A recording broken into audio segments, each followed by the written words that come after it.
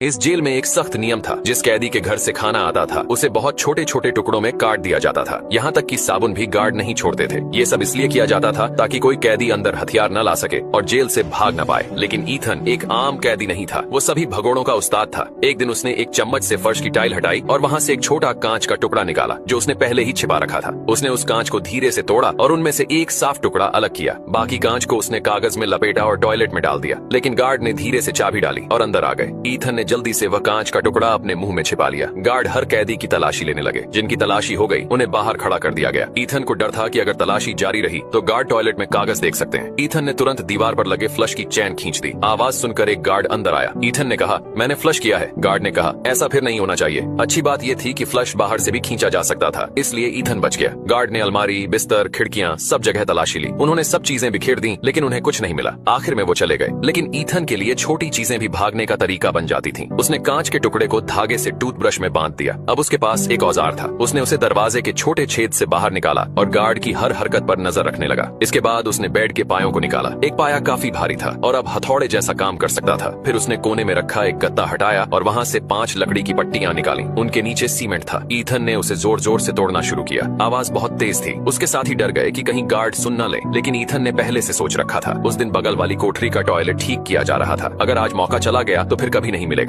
जैसा ईथन ने सोचा था वैसा ही हुआ। मरम्मत की आवाज में खुदाई की आवाज छिप गई। थोड़ी देर में फर्श में दरारें आ गईं। अब बाकी कैदी भी खुश हो गए और उसकी मदद करने लगे। 5 कैदियों ने मिलकर गड्ढा बड़ा कर दिया। फिर ईथन ने एक कागज जलाया और उसे गड्ढे में डाला। आग की लौ हिलने लगी, मतलब वहाँ हवा चल रही थी। लेकिन ये रास्ता कहाँ जाता है किसी को नहीं पता था। उन्होंने मिट्टी और टूटे हुए सीमेंट को फिर से गड्ढे में भर दिया ताकि कोई देख न पाए। जब भी उन्हें मौका मिलता वे खुदाई करने लगते। रोज रोज मेहनत करते रहे और आखिर में कई दिनों की मेहनत के बाद उन्हें जेल से बाहर जाने का एक रास्ता मिल गया। ये रास्ता सीधा बाहर सड़क पर जाता था।